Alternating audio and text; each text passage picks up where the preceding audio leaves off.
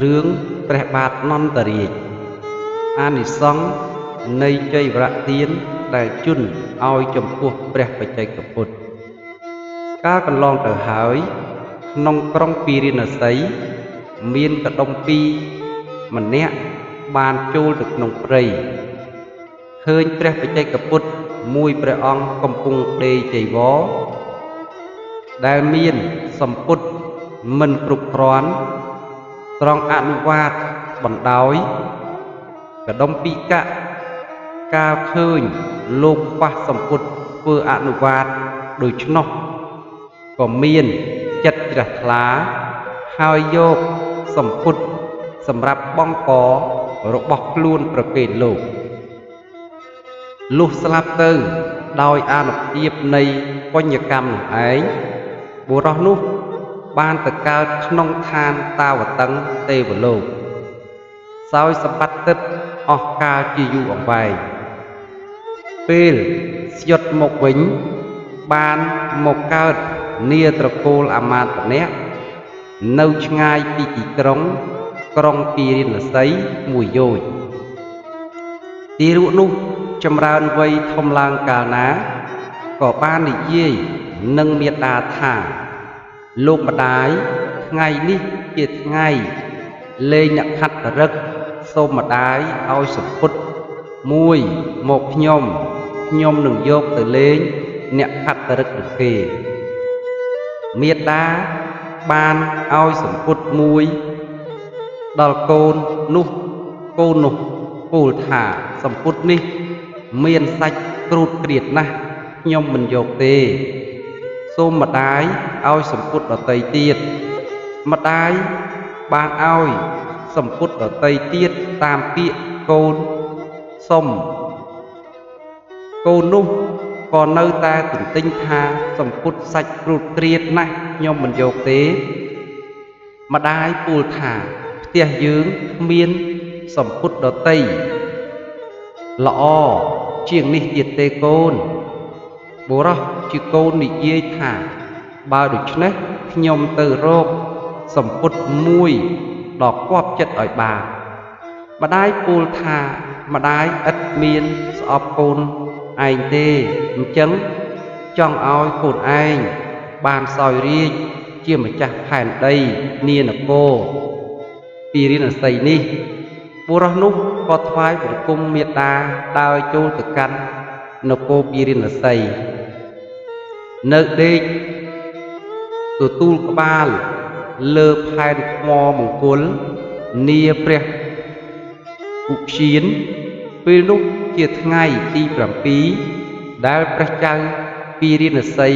សោយព្រះទីបង្គត់ទៅពួកអាមាត្យអ្នកមុខអ្នកការក្នុងនគរបានធ្វើព្រះសពសំពាយឈាបនកិច្ចតាមប្រពៃណីដល់ព្រះរាជាស្រេចក៏ប្រឹក្សាគ្នាថាព្រះរាជារបស់យើងមាន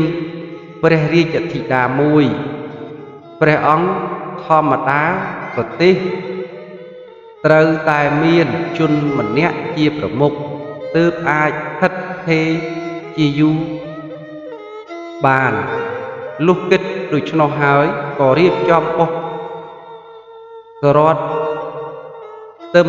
ដោយសេះសិទ្ធិពល4មានពណ៌ដូចផ្កាឈូកហើយដំឡើងគ្រឿងរាជភ័ណ្ឌលើរត់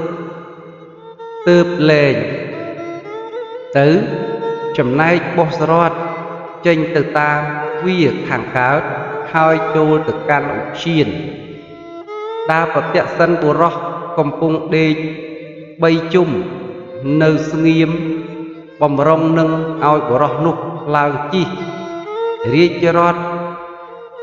រាជបរោហិតដែលទៅតាមក៏បើកជាយសម្ពុតឡើងហើយក្រឡេកមើលទៅផ្ទៃជើងទើបទាយថាបុរសនេះគួរនឹងបានសោយរាជ្យ ជាម្ចាស់ផែនដីហើយបានប្រគុំពិនពៀតរនាតកងស្គរលេងព្រះរាជទានព្រះរាជទ្រព្យអស់វរៈ3 ដងលំដាប់នោះបុរសទើបបើកមុខឡើងសួរថាអ្នកទាំងឡាយមកប្រជុំគ្នាក្នុងទីនេះតើមានការអ្វីជនទាំងឡាយបានពោលថាបបិទ្ធព្រះសមត្ថិទេពឥឡូវនេះរាជក្រុងពារាណសីនេះត្រូវធ្លាក់មកលើព្រះអង្គហើយសូមទ្រង់ទទួលយកតាមគប់ព្រះរាជហឫទ័យចុះបុរសសួរថាចុះព្រះរាជារបស់អ្នកទៅណាព្រះរាជារបស់យើងទ្រង់សោយព្រះទីវង្គតទៅហើយចុះព្រះរាជបុត្រក្តីព្រះរាជធីតាក្តីមិនមានទេឬពួករាជអាមាត្យឆ្លើយថាមានតែព្រះរាជធីតាបើដូច្នេះយើងនឹងទទួលសោយរាជសម្បត្តិបំពេញបំណងអ្នកទាំងឡាយចុះជនទាំងឡាយក៏ចាត់ចែង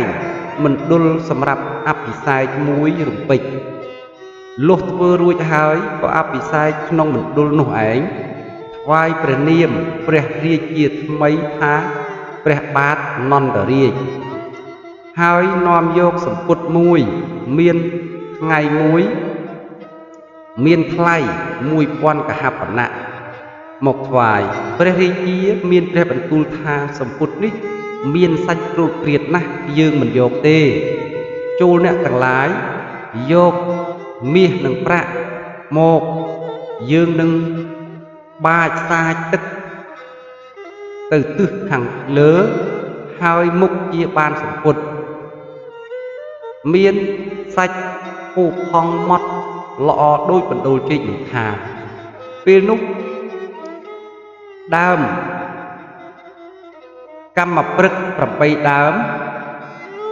ក៏ទម្លាក់ផែនដីហោះឡើងគ្រប់ទិសទាំង4រួមជា32ដើមសម្ពុតក៏កើតឡើងជាមួយនឹងដើមកម្មព្រឹកទាំង32នោះឯងព្រះរាជាទ្រង់ព្រះហោះព្រះភូសាសម្ពុតទឹកមួយដណ្ដប់សម្ពុតទឹកមួយហើយទ្រង់បានបង្គាប់ឲ្យរាជអាមាត្យទូងស្គរភេរីប្រកាសប្រាប់ដល់អ្នកក្រុងពារាណសីថាពួកស្ត្រីក្នុងដែនរបស់ព្រះអង្គកុំបាច់វាយសូត្រអំបោះឡើយទើបទ្រង់ឲ្យលើកឆាត់ឡើងស្ដេចប្រផាប់លើព្រះទីនាងរាជរដ្ឋជ័យយាងចូលទៅកាន់ទីក្រុងឡើងទៅលើប្រាសាទហើយទ្រង់ទទួលរាជសម្បត្តិដែលធ្លាក់មកអំពីមកចំពោះព្រះអង្គនិងទ្រង់បានរៀបចំព្រះនគរទាំងមូលយ៉ាងស្អាតល្អប្រហើរនឹងឧត្តរគុរុទ្វីបព្រមទាំងព្រះរាជទានសម្ពុតទឹកដល់ពួកមនុស្សក្នុងនគរនានាដែលមកទាំងអបាលមានុសគ្រប់គ្នាលុះចំណេរកាលពីខាងក្រោយមកទ្រង់មានសេចក្តីនឿយណាយនឹងរាជសម្បត្តិនិងខរាវាសធម៌ទើបលះបង់ចោលហាក់ដូចជាបុគ្គលស្ដោះទឹកមាត់ហើយចេញទៅទ្រង់ព្រះភ្លោះជាមួយព្រះទេពីអគ្គមហេសីជាតបោះនៅក្នុងឧទ្យានខំចម្រើនឈានអភិញ្ញាក៏បានសម្រេចតាមព្រះរាជបំណងហើយជាបុគ្គលមិនដែលសាបសូន្យចាក់ឈានឡើយលុះសោយព្រះទីវង្គតទៅបានទៅកើតនៅព្រហ្មលោកឯនាយ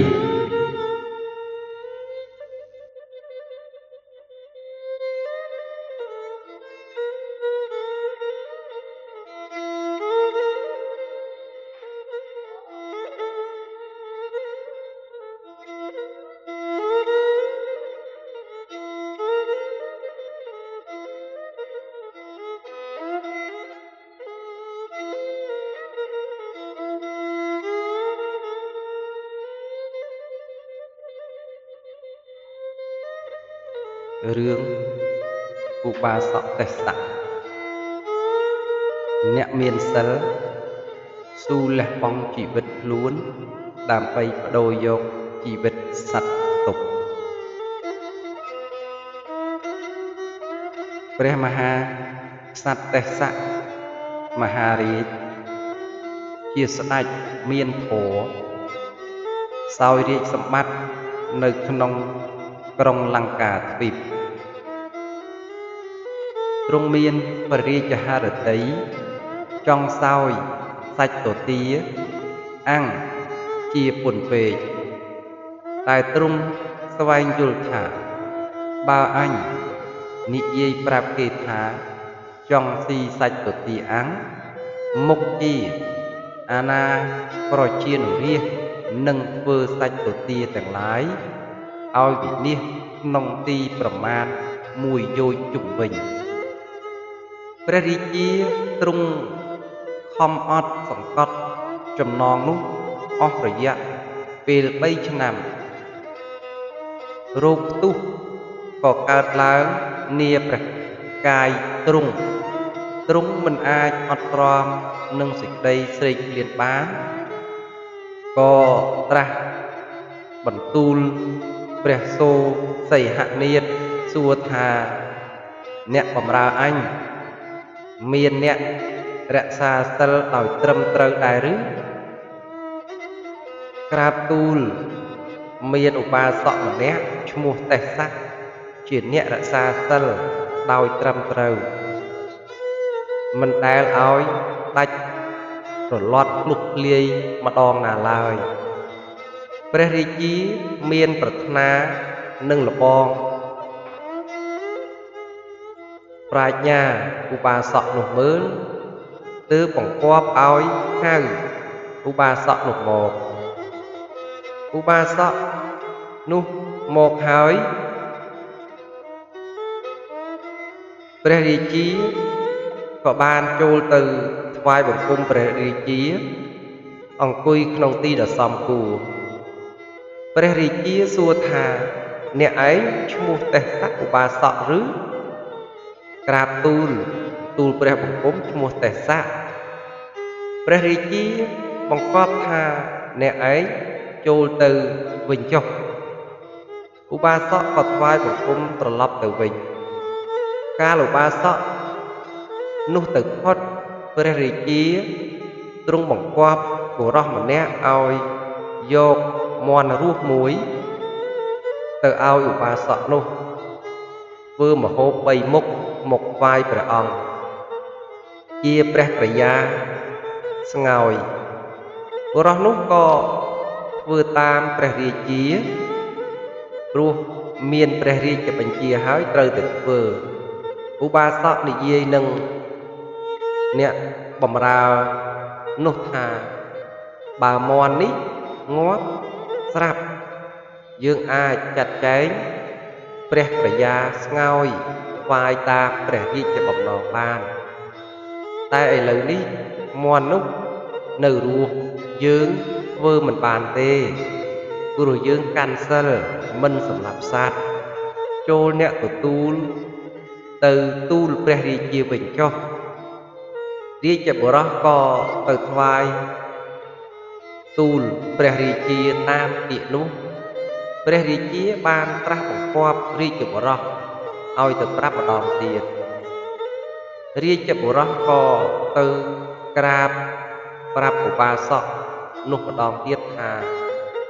អញ្ញាស្ដេចធ្ងន់ពេកណាស់ហើយអ្នកឯងធ្វើ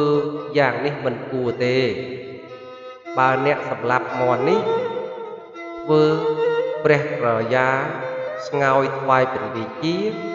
ហើយដាច់សិលអ្នកឯងសមាទានវិញបានទេសៈឧបាសកប្រាប់រាជបុរសនោះថាក្នុងមួយអត្តភាពមានសេចក្តីស្លាប់តែមួយមិនដែលមាន2ដងដូច្នេះយើងមិនធ្វើបាណាតិបាតកម្មបានទេរាជបុរសក៏ត្រឡប់ទៅ ក្រាបទូលព្រះរាជាវិញព្រះរាជាត្រាស់ប្រើឲ្យសម្លាប់មន់ជាគម្រប់3 ដងក៏ទេសឧបាសកមិនព្រមទើបទ្រង់ត្រាស់ឲ្យហៅទេសឧបាសកមកសួរថាហេតុអ្វីក៏អ្នកឯងមិនសម្លាប់មន់ធ្វើព្រះក្រយាស្ងោយមកឲ្យខ្ញុំឧបាសកទូលថាព្រះសមត្ថិទេពខ្ញុំព្រះអង្គជាអ្នករក្សាសិលមិនអាចសម្លាប់សត្វបានទេព្រះរាជាបង្គាប់ថាណានាយពេជ្ជឃាតទាំងឡាយចូលនាំឧបាសកនេះយកទៅសម្លាប់កាត់ក្បាលវាចោលចេញព្រោះវាមិនស្ដាប់បង្គាប់អញជាម្ចាស់ផែនដីតែទ្រង់ត្រាស់ប្រាប់អត្តកំបាំងជាសញ្ញាដល់ពេជ្ជឃាតថាអ្នកទាំងឡាយកុំសម្លាប់មនុស្សហើយត្រឡប់យកមកប្រាប់អញវិញពួករាជបរិសនាំឧបាសកនោះទៅឲ្យដេកលើឈើជ្រុញហើយឲ្យមន់ទៅបរិសនោះឧបាសកក៏យកមន់ដាក់លើទ្រូងហើយនិយាយថាណែមន់យើងបានឲ្យជីវិតយើងទៅបដូរយកជីវិតអ្នកដើម្បីឲ្យឯងរស់នៅមន់ឯងកុំភ័យអីចូលឯងហើទៅចុះថាដូច្នោះហើយក៏បោះមន់នោះទៅមន់ក៏បានទៅទះស្លាបហើទៅទុំលើដើមជ្រៃមួយក្បែរនោះឈ្មោះថាកុកដគិរីប្រែថាកន្លែងឲ្យ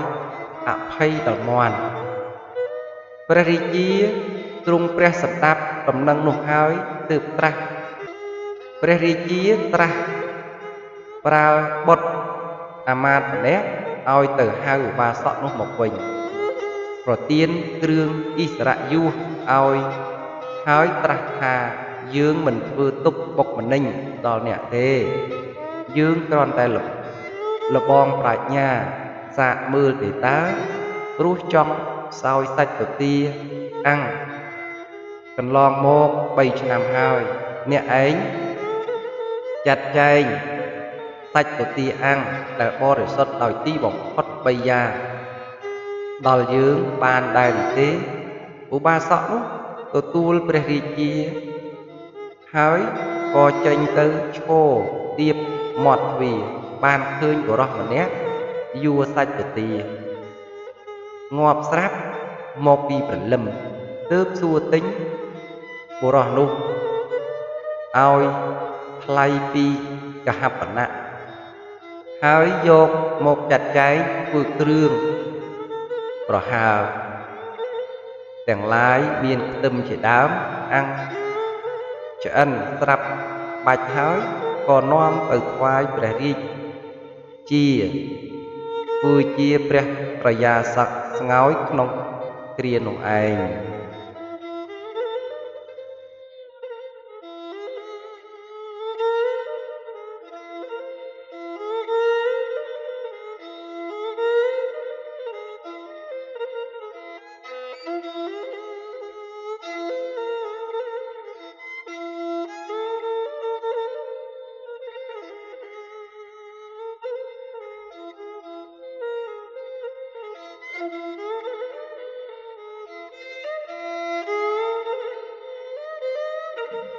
រឿងសញ្ជយវៈមានុសង្គ្រោះអសប្បុរសនិងវិនាសខ្លួនដោយពិតការកន្លងទៅហើយមានមានុម្នាក់ឈ្មោះសញ្ជយវៈបានសិក្សាមុនវិជ្ជាការជាមួយនឹងសិស្ស500 រូបក្នុងសំណាក់អាចារ្យពិសាប្រមោនាក្រុងគិរិនសីសញ្ជយវៈមានុបានសុំលោកអាចារ្យរៀនមុនប្រោះព្រំសត្វស្លាប់ឲ្យរស់ឡើងវិញលុះមុនវិជ្ជាសាស្ត្របានរៀនចប់ចេះហើយថ ngày muối mi nục nút ban chô từ rộp ốc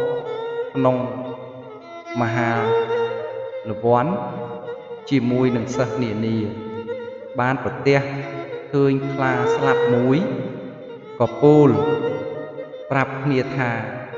khươn đằng lai và mơ nhóm prok khla ngọp ni hỏi ru làng vinh sơ đằng lái ký pôl prap thà sầm lanh chôl prok xạ mơ mơ rúi kỳ rút lao làm chư chẳng ọc nịa tờ tinh chơi dù vẹn mình núc có tăng riêng môn prok rum là núc hơi dô mà riêng tay tọt phong khá có ru làng bình hơi stúc tực ham miền núc núc slap tớp đuôi từ khăn